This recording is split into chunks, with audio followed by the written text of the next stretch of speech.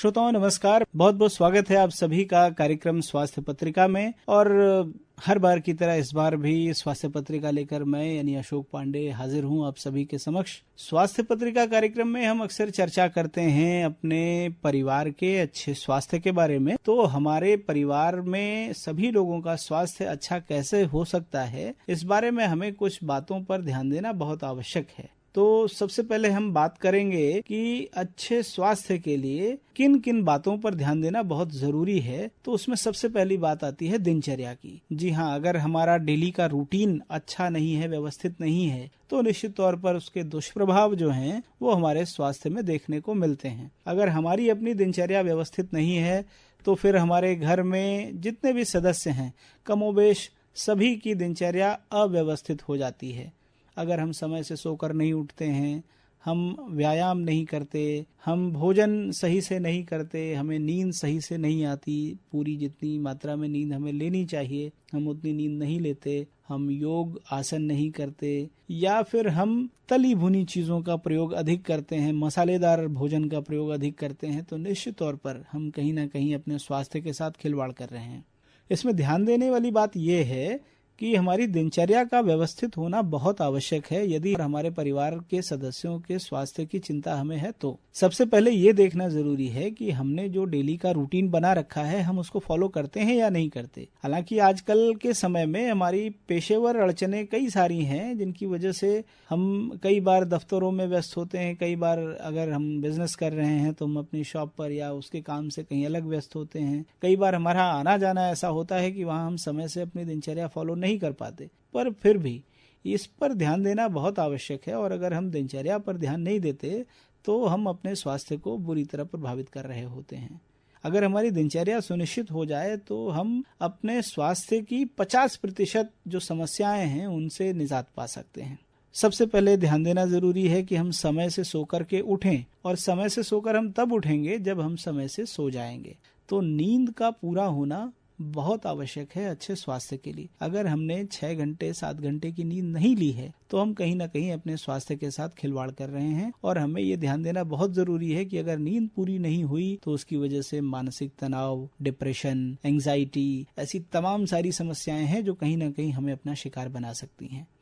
हम अच्छा भोजन नहीं करते हैं, हम समय से भोजन नहीं करते हैं, हमने सुबह में नाश्ता नहीं किया या दोपहर में सीधे हमने भोजन कर लिया। कई बार हमारी ऐसी आदतों की वजह से भी हमारा स्वास्थ्य प्रभावित होता है। तो नींद पूरी करें और समय से बिस्तर पर चले जाएं और सो जाएं, और सुबह समय से फिर से सो करके उठें ताकि आपकी अगले दिन की जो दिनचर्या है वो व्यवस्थित हो। दिन की शुरुआत योग, आसन, प्राणायाम जैसी चीजों से कर सकते हैं। थोड़ा टहल घूम सकते हैं ताकि हमारा स्वास्थ्य अच्छा रहे, जो सुबह की ताजी हवा है वो हमें मिल सके। क्योंकि आजकल तो तापमान इतना हो रहा है कि दिन में 8 बजे के बाद कहीं भी निकलना बड़ा मुश्किल होता है। धूप इतनी तेज हो जाती है, तापमान 40-42 के आसपास जा रहा है। और ऐसे में जब हम बाहर निकलते हैं तो हमें बहुत ध्यान देने की जरूरत है कि हम अपना सर ढककर चलें, पानी की बोतल साथ में हो हमारे पास, अगर हो सके तो धूप से बचें। फिर भी अगर आवश्यक है अपने कार्य के लिए बाहर निकलना तो निश्चित तौर पर निकलें, पर बहुत सारी सावधानियों पर ध्यान देने की जरूरत है।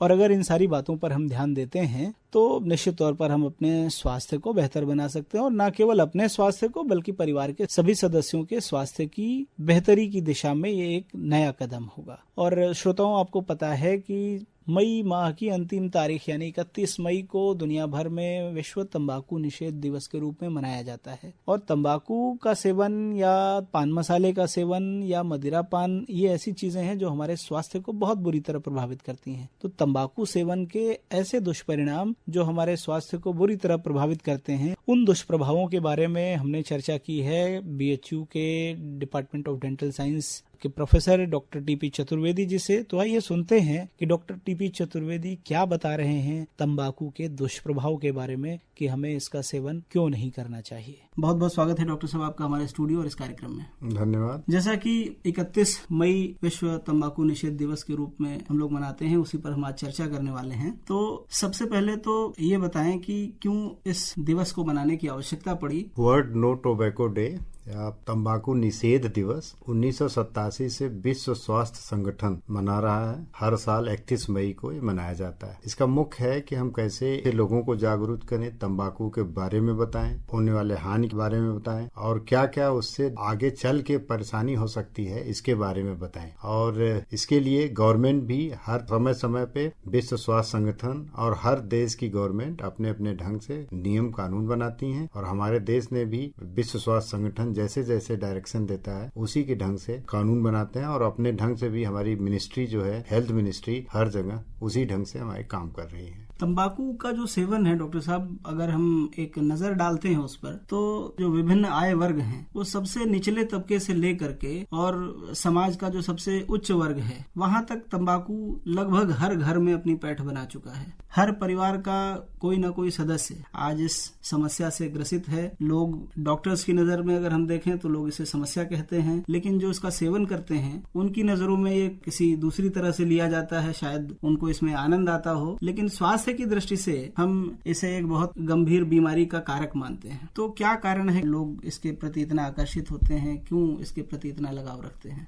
देखिए, तंबाकू के तो सब लोग जानते हैं कि तंबाकू दो तरह के होते हैं। एक स्मोकिंग पान जो स्मोक करते हैं हम लोग धुएं के साथ, जैसे सिगरेट, बीड़ी, और एक च्यूविंग जो चबाने वाले तंबाकू होते हैं जैसे पान, गुटखा, मसाला, इस तरह में जो तंबाकू उपयोग होता है। अब ये कभी कभी क्या होता है कि ये सिंबल स्टेटस बन जाता है कि उस कई गाँवों में, जैसे अब नौजवानों में आजकल बड़ा है कि अब किसी कॉलेज या यूनिवर्सिटी के हॉस्टल में पता लगता है कि एक सिगरेट पी रहा है तो दूसरा पीने लगता है, क्योंकि उसको एक शुरू में लगता है कि अपना सिंबल स्टेटस दिखाना है। शुरू में इसमें आनंद भी आता है क्योंकि उसमें जो ऐसे पदार्थ होते हैं निकोटीन, वो ब्रेन को स्टिमुलेट करते हैं, उससे प्लेजर होता है। लेकिन ये बहुत क्षणिक होता है या कुछ महीनों के लिए होता है। उसके बाद उनकी आदत हो जाती है, एडिक्शन हो जाता है, और एडिक्शन के बाद वो इतना डिफिकल्ट हो जाता है कि वो छोड़े भी नहीं जा सकता। और इसके उनको और कई बीमारियां हो जाती हैं। जैसे बीमारियां फेफड़े की बीमारी हो सकती है, 100 लोगों में लंग कैंसर है तो उसमें 90 लोगों को स्मोकिंग की वजह से होता है। इसी तरह और बीमारियां, हार्ट, उसमें निकोटीन होता है। निकोटीन क्या करता है, जो एक हमारे शरीर में पदार्थ होता है ब्लड में, एड्रेनलिन और नॉन एड्रेनलिन, इसको बढ़ाता है। और ये दोनों कारक है ब्लड प्रेशर के। तो ब्लड प्रेशर बढ़ जाता है, तो इसकी वजह से ब्लड प्रेशर बढ़ा, ब्लड प्रेशर वजह से हार्ट पे जोर आया और उसकी वजह से हार्ट में फेलियर, हार्ट में और प्रॉब्लम आ सकती है। इसकी वजह से गैस्ट्रिक अपसेट होता है, गैस्ट्रिक होता है, किडनी में दिक्कत हो सकती है, आई में दिक्कत हो सकती है। लेकिन इस सब के बावजूद हम लोग देख रहे हैं कि उस एक थोड़ा सा है कि आय का जरिया भी बना हुआ है लोगों में। कई जगहों पे इसकी खेती होती है और वो लोग कहते हैं कि भाई इसी की खेती पे डिपेंड है। शायद इसी वजह से सरकार पूरी तरह बैन भी नहीं कर पाती है। तो एक तरह से आय का जरिया, और हर वर्ग के लोग इसलिए इफेक्टिव हैं कि हर तरह के उसमें अवेलेबल होता है। अगर देखिए बीड़ी है तो सस्ते फॉर्म में होगा, सिगरेट है तो और महंगे फॉर्म में होगा। तो हर स्तर के लोगों के लिए हर स्तर का टोबैको यूज अलग अलग ढंग से बने हुए हैं। कई बार कहा जाता है कि अगर इसकी, जैसे आपने कीमत की बात करी, कि अगर इसके मूल्य को बढ़ा दिया जाए तो शायद इसका प्रभाव ये पड़ता है कि लोग इसका सेवन कम कर देते हैं। क्या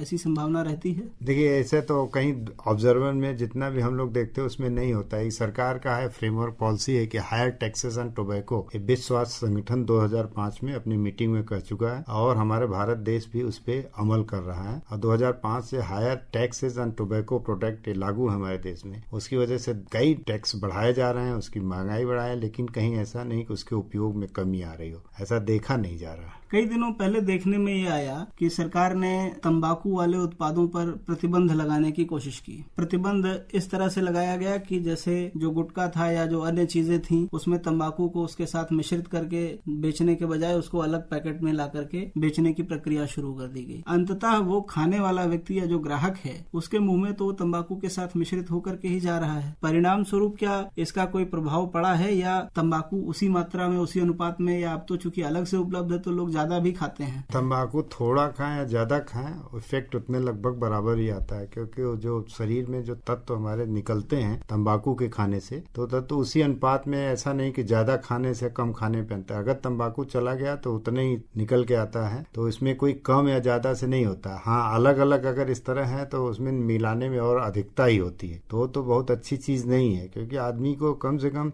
इसको हमेशा जागरूक होना है कि तंबाकू को हम कम से कम उपयोग करें, सबसे बेस्ट पार्ट यही है, और उसके बारे में जाने। नहीं तो इस तरह की तो हम लोग देखते रहते हैं और कोई न कोई चीजें कि ज्यादा हो गया, कम हो गया, फिर हम कम खा रहे हैं, एक तो फिर और तुलना करने लगते हैं कि फला तो 3 बार खाता है, हम तो 2 ही बार खाते हैं, फला 10 बार खाता है। इसकी वजह से नहीं, तंबाकू अगर गया छोटे अमाउंट में हो या ज्यादा अमाउंट, नुकसान उतना ही करता है। युवा पीढ़ी खास करके जो नवयुवक हैं उनका आकर्षण इसकी तरफ अधिक होता है। जैसे आपने शुरुआत में ही बताया कि वो अपने आप की तुलना करते हैं कि हाँ उस लड़के के हाथ में उन्होंने कुछ देखा तो ऐसा ही कुछ उन्हें भी चाहिए, ताकि वो एक स्टेटस सिंबल का भी काम करे और जो भी उनको उससे लाभ नजर आता है। लेकिन खास करके युवा पीढ़ी जब इस ओर आकर्षित होती दिखती है आपको, तो क्या नजर आता है? इस देश का भविष्य है युवा, भारत आने वाले समय में सर्वाधिक युवा जनसंख्या वाला देश होगा। अगर वो इतनी आसानी से नशे की गिरफ्त में, तंबाकू की गिरफ्त में चला जाएगा तो कैसा भविष्य नजर आता है? देखिए, युवा जो हम लोग कहते हैं टीनेजर्स है, युवा वाले एज में, उसमें हर बुरी चीज उस समय बहुत अच्छी लगती है। तो तंबाकू भी इसे एक तरह से देखते हैं कि अगल बगल, और उसमें थोड़ा आजकल है कि पढ़ाई वगैरह में भी टेंशन का माहौल है, तो स्ट्रेस एक फैक्टर है कि जिसकी वजह से लड़के आकर्षित होते हैं कि हम कोई नशा पान करने लगे, और ये बहुत मेजर फैक्टर है। उसके बाद युवा फिर शुरू में वही एक थोड़ा सा उसको प्लेजर महसूस होता है, फिर उस समय लगता है कि पढ़ाई हमारी बढ़ गई, लेकिन बाद में वही जब आदत हो जाती है तो पढ़ाई कोई मतलब हमेशा बोलने की शक्ति, ये सब मेमोरी लॉस, ये सब बड़ा कॉमन फीचर है। और युवा इस चक्कर में हमेशा बस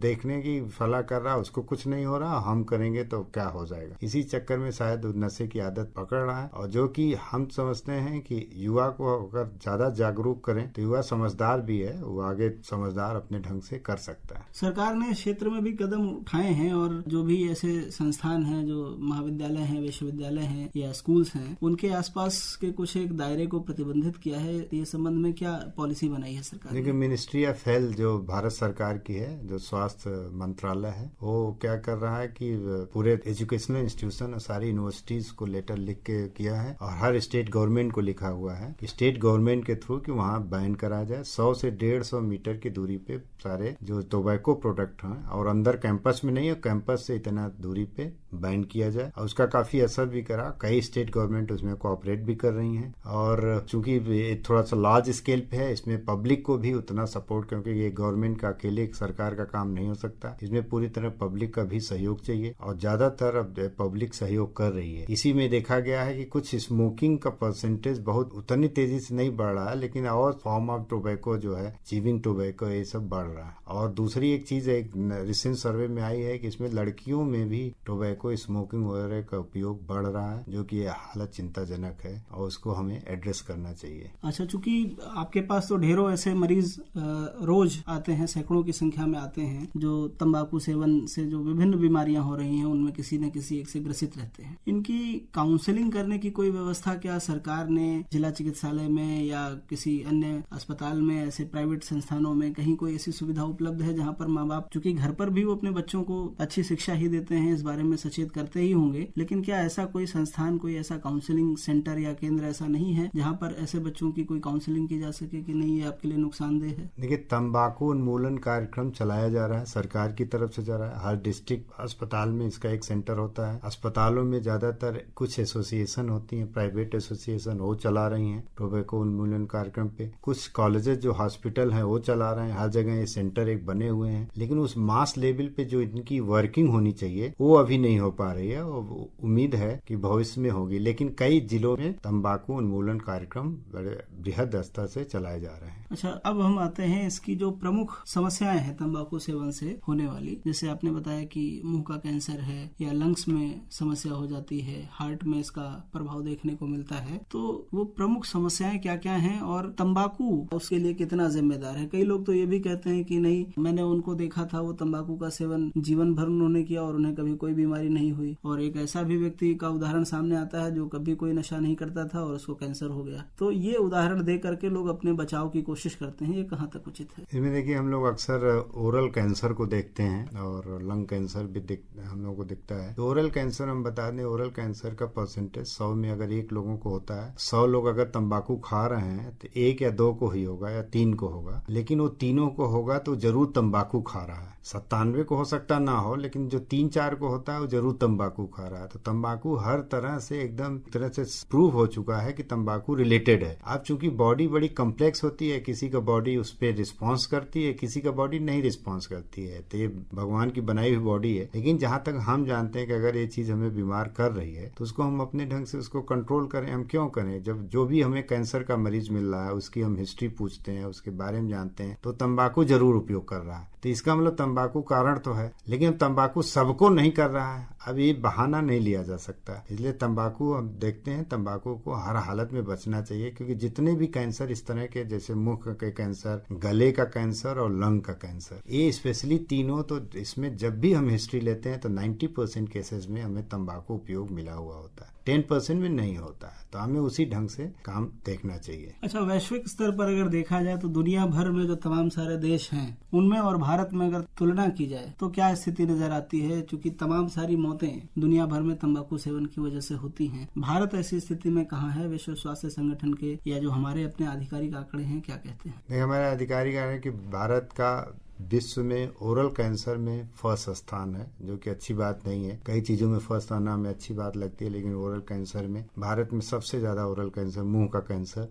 होता है भारत में, क्योंकि यहाँ तंबाकू का उपयोग भारत सबसे विश्व में, चाइना उसके बाद भारत, उपयोग भारत में ज्यादा होता है। लेकिन मुख वाले कैंसर का भारत में सबसे नंबर 1 है। दूसरा है कि लंग का कैंसर, लंग का कैंसर 90% होता है, ये विश्व में, भारत में भी है, ये और देशों में भी है, जैसे वेस्टर्न कंट्री जितने भी हैं उसमें भी लंग का कैंसर है कॉमन। लेकिन मुख का कैंसर एकदम नंबर 1 पे है, और ये 10वां काज बनता है हमारे डेथ का, 10th काज। कई कैंसर जैसे डेथ के कई कारण होते हैं, जो डिजीज होते हैं, उसमें 10वां एक तरह से एक मेन फैक्टर है ये तंबाकू का उपयोग, जो कि मुंह के कैंसर के रूप में और गले के कैंसर के रूप में हमारे भारत में सर्वव्यापी। चूंकि विश्व तंबाकू निषेध दिवस से पूर्व हम लोग ये बातचीत कर रहे हैं, तो ऐसे अवसर पर आज हमारे स्टूडियो से जो हमारे श्रोता इस कार्यक्रम को सुन रहे हैं उनको क्या संदेश देना चाहेंगे? सबसे बड़ी चीज है दृढ़ इच्छा होनी चाहिए, फर्म डिटर्मिनेशन। अगर फर्म डिटर्मिनेशन है कि हमें छोड़ना है, छोड़ा जा सकता है। 2-4 दिन प्रॉब्लम होती है, वही डॉक्टर से कंसल्ट करे, उसके थोड़ी सी प्रॉब्लम छोड़ने में होती है तो डॉक्टर से कंसल्ट करे, वो भी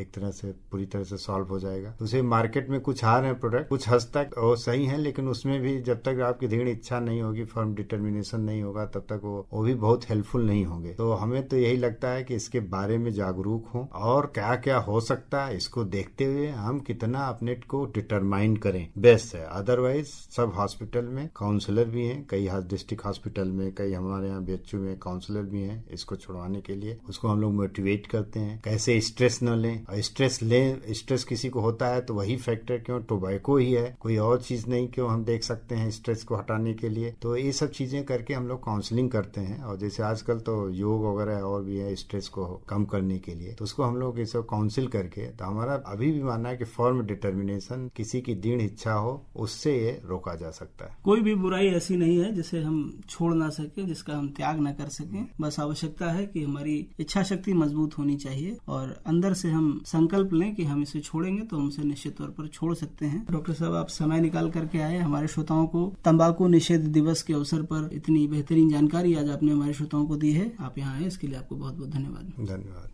तो श्रोताओं, सुना आपने कि तंबाकू का सेवन किस हद तक हमारे स्वास्थ्य को प्रभावित कर सकता है। तो आज ही तंबाकू को छोड़ें, और न केवल छोड़ें बल्कि हमारे आसपास अगर कुछ ऐसे लोग हैं जो तंबाकू या इससे बने हुए अन्य पदार्थों का सेवन करते हैं तो प्रयास करें कि उनकी भी ये आदत छुड़वाई जा सके। तभी हम कुल मिलाकर के इस मुहिम में कामयाब होंगे कि हम तंबाकू के सेवन से कैसे बच सकें। तो ये तो रही बात विश्व तंबाकू निषेध दिवस के अवसर पर। और श्रोताओं, हमें पता है कि आने वाले जून महीने में दुनिया भर में योग दिवस के रूप में कई सारे आयोजन होंगे, कार्यक्रम होंगे। तो योग का हमारे स्वास्थ्य पर किस तरह का प्रभाव है और योग करने से हमें कौन कौन से शारीरिक लाभ हो सकते हैं, हमारा स्वास्थ्य कितना बेहतर हो सकता है, जैसे कई मुद्दों पर हमने बातचीत की है योग प्रशिक्षक डॉक्टर अभिषेक कुमार जी से।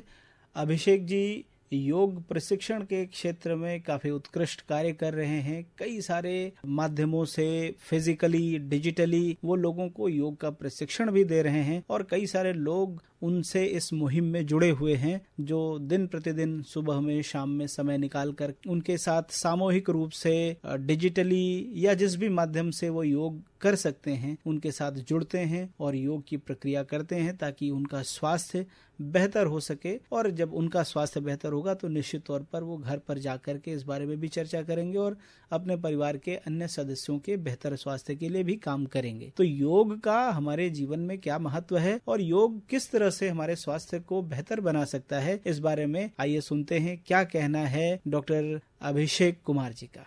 अभिषेक जी नमस्कार, बहुत बहुत स्वागत है हमारे कार्यक्रम में और स्टूडियो में। नमस्कार अभिषेक जी, आज के कार्यक्रम में हम बात करने वाले हैं योग के महत्व पर। कोविड के समय में हम सभी ने देखा कि किस तरह आयुर्वेद ने और योग ने जी हम सभी को सुरक्षित बचाए रखा। बिल्कुल। इतने बड़े प्रकोप से हम सभी सुरक्षित रहे। तो इसमें जो हमारी रहन सहन की पद्धति है, जो हमारा आयुर्वेद है और जो हमारा योग है, इसका बड़ा प्रभाव देखने को मिला जी।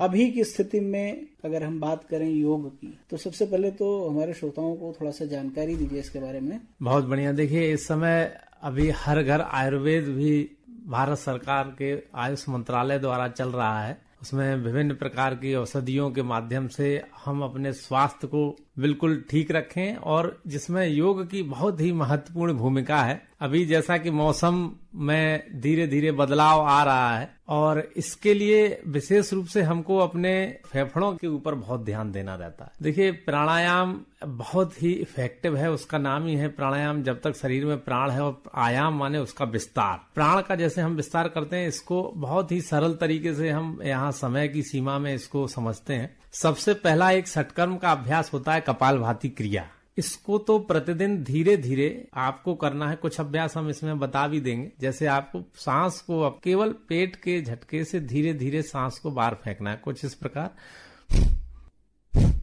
एक बार सांस आपने फेंकी और वो स्वतः आपका पेट अपने से बाहर आ जाए, फिर उसको आप सांस को पुनः बाहर फेंकें। बिल्कुल सरल तरीका है। और अगर जैसे इसमें किसी को हाई बीपी की समस्या है, किसी को और भी कोई दिक्कत है, तो धीरे ही धीरे इसको करना है। दूसरा इसमें एक सबसे अच्छा अभ्यास है जो है कि कुंभक क्रिया। प्राणायाम में कुंभक का ही बहुत महत्व है। उसमें कुंभक माने श्वास को रोकना होता है और यही प्रक्रिया है। जैसे हमारा लंग्स में मिलियंस ऑफ पोर होते हैं, फेफड़े में छिद्र बहुत सारे होते हैं, कई सारे वो बंद बने रहते हैं, जिसके कारण पूरा ऑक्सीजन हमारे जो है लंग्स में जाता ही नहीं है।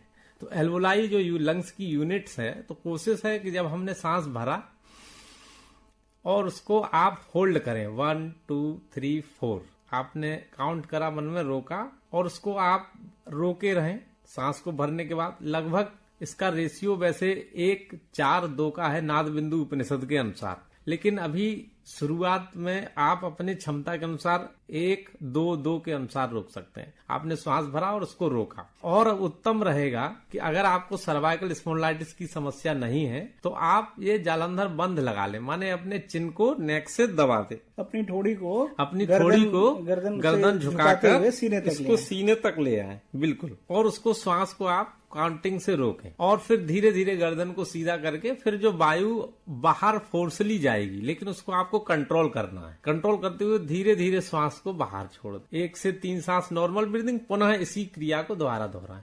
तो आप इस तरह से 10 से 15 चक्र करें। देखिए, इससे आपका जो हमारा ब्लड का सर्कुलेटरी सिस्टम है, हमारा न्यूरो एंडोक्राइन सिस्टम है, ये सारे सिस्टम हमारे शरीर के जो सिंपैथेटिक और पैरासिम्पैथेटिक नर्वस सिस्टम है, इसको बहुत अच्छी तरह कंट्रोल करता है। तो इसके करने से आपका एक तो रेस्पिरेटरी सिस्टम ठीक रहेगा, सर्कुलेटरी सिस्टम रहेगा अच्छा, और प्लस ब्रेन में जो हमारी पिट्यूटरी ग्लैंड है उसके द्वारा जो सीक्रीट होने वाले हार्मोन्स है जिनको वो रेगुलेट करती है ऑल ओवर बॉडी। और दूसरा जो स्ट्रेस की भी समस्या रहती है, जैसे अब 9 बजे ऑफिस जाना है कई लोगों को, तो उसमें जल्दी दौड़ भाग की समस्या रहेगी। तो आप केवल अगर 10 मिनट भी इस अभ्यास को करते हैं तो आपका एक तरह से जो स्ट्रेस रिलीजर भी है, जो कॉर्टिसोल हार्मोन्स हमारे शरीर में एक स्ट्रेस हार्मोन्स है, उसको ये धीरे धीरे इसके स्तर को ब्लड में कम करेगा।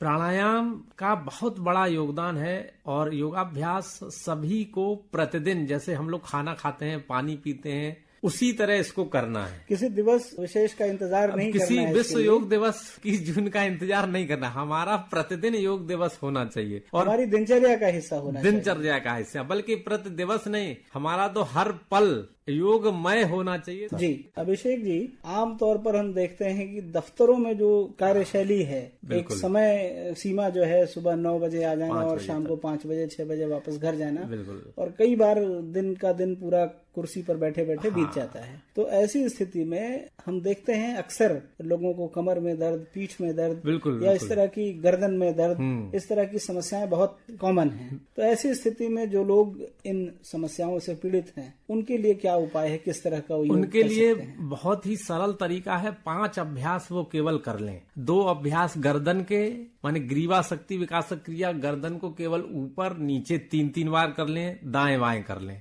कंधे का ये जो स्कंद शक्ति विकास क्रिया, अपनी दोनों एल्बो को मिला करके आपको केवल क्लॉकवाइज 5 बार एंटी क्लॉकवाइज घुमा लें। जब आप एल्बो को मिला के खोलते हैं तो इसमें जब लंग्स का विस्तार होगा तो मोर ऑक्सीजन आपकी अंदर जाएगी और ज्यादा से ज्यादा CO2 बाहर जाएगी। योगाभ्यास में देखिए ज्यादातर लोग ध्यान देते हैं कि सांस को लेने का बहुत महत्व नहीं है, सांस को ज्यादा छोड़ने का महत्व है, क्योंकि जब आप सांस ज्यादा छोड़ेंगे तो अपने आप सांस ज्यादा आएगी। जो हमारा रिदम है लंग्स का, वो बहुत ही अच्छी फ्रीक्वेंसी उसकी हो जाती है। तीसरा है, देखिए कमर का, एक चेयर पे बैठे बैठे तो कमर का क्या है कि 90 डिग्री कोशिश करिए कि आपका एंगल 90 डिग्री बने, हिप्स से 90।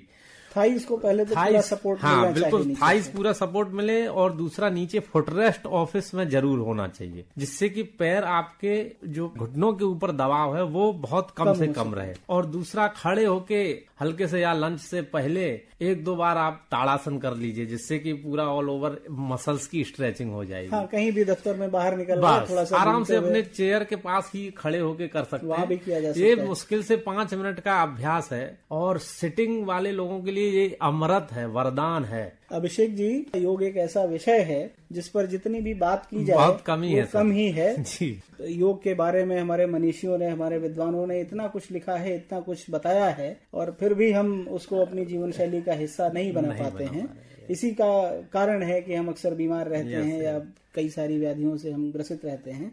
चलते चलते हमारे श्रोताओं को योग के महत्व पर थोड़ा सा जानकारी देते हुए हम इस कार्यक्रम को समाप्त करेंगे। देखिए, जितना हमारा जीवन है वह सुखमय, आनंदमय और योगमय आप उसको बनाएं। हमारे पूरे ऑल ओवर, माने पूरे विश्व की जो भावना है सर्वे भवन्तु सुखिनः, वो योग से बिल्कुल प्रमाणित होती है। तो इसको आप लोग जरूर से अपनाएं और सर्वे सन्तु निरामया में प्रतिष्ठित रहें। बहुत बहुत धन्यवाद। अभिषेक जी, आप आए, आपने समय दिया, हमारे श्रोताओं को योग के महत्व के बारे में, अपनी दैनिक जीवनचर्या का किस तरह से वो इसको हिस्सा बना सकते हैं, अपने काम के साथ साथ दफ्तर में बैठे बैठे या थोड़ा सा ब्रेक लेकर के किस तरह से अपने स्वास्थ्य को व्यवस्थित रख सकते हैं, इस बारे में आपने जानकारी दी, आपने समय दिया, आपको बहुत बहुत धन्यवाद। बहुत बहुत धन्यवाद। तो श्रोताओं, अभी आपने सुना कि योग हमारे जीवन में कितना महत्वपूर्ण है, और योग करने से न केवल हम अपना स्वास्थ्य बेहतर कर सकते हैं, बल्कि अगर हम परिवार के सभी सदस्यों के साथ बैठ करके योगाभ्यास की प्रक्रिया करते हैं तो निश्चित तौर पर हमारे परिवार के